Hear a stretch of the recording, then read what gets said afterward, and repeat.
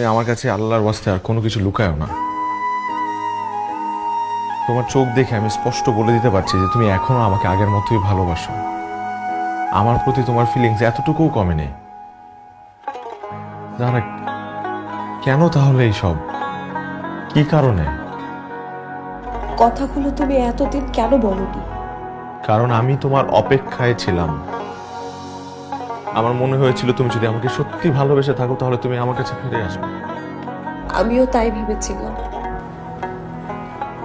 অপেক্ষা আমিও করেছিলাম। তাহলে কেন ইচ্ছার বিরুদ্ধে বিয়ে করছো? কেন করছো এগুলা বলো না। আমার মনে হয় তুমি একটু ঠান্ডা মাথায় চিন্তা করো। আমরা আবার আগের মতো হতে পারি না? দাঁড়া, গিয়ে বলে দাও না। তুমি ফয়সালকে গিয়ে বলে দাও। তুমি তুমি প্রয়োজনে তোমার পরিবারকে বলো, সত্যটা বলে দাও। তুমি এখানে ভালো থাকবে না, তুমি ইনফ্যাক্ট কারোর সাথেই ভালো থাকবে না আমি ছাড়া। Please try to understand. আমি পারবো না,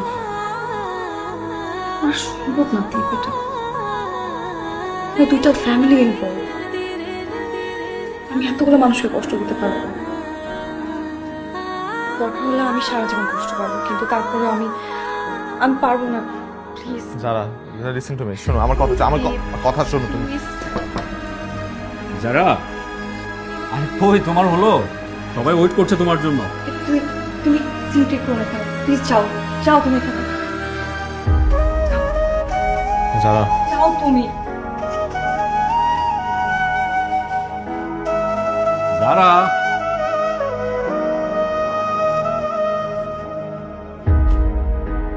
যারা, এই তো আসছি। ওকে একটু দ্রুত করো প্লিজ।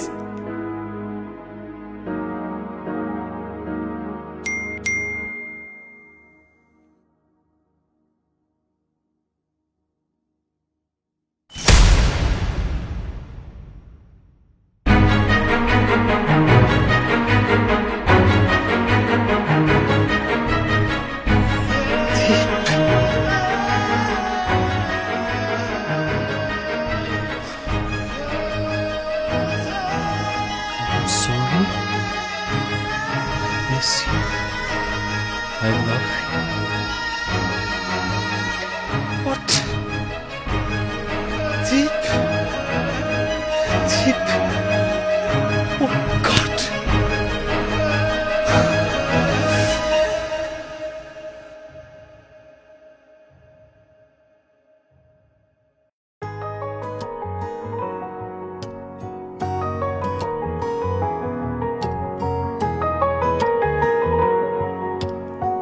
ফয়সালের মাথায় যেন আকাশ ভেঙে পড়ল। এরকম একটা মুহূর্তের জন্য একদমই প্রস্তুত ছিল না ফয়সাল। তাহলে কি ফয়সালের স্বপ্নগুলো দুঃস্বপ্নে পরিণত হতে যাচ্ছে?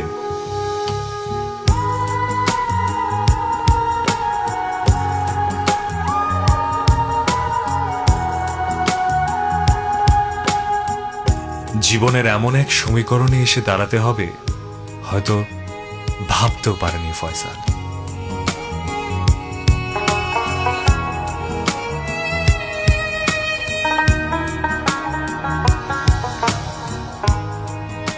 ধোঁয়াশায় ঘেরা অতীত ও বর্তমানের মাঝে স্পষ্টতা খুঁজে পেল ফয়সাল।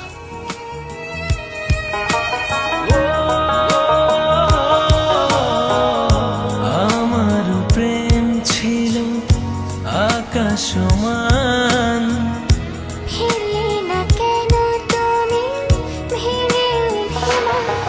ভালোবাসা মরে না, বাড়লে ব্যবধান, জনম জনম থাকে হৃদয়ের টান।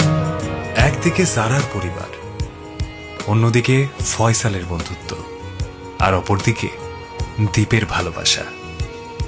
গল্পের শেষটা আসলে কোথায় হবে?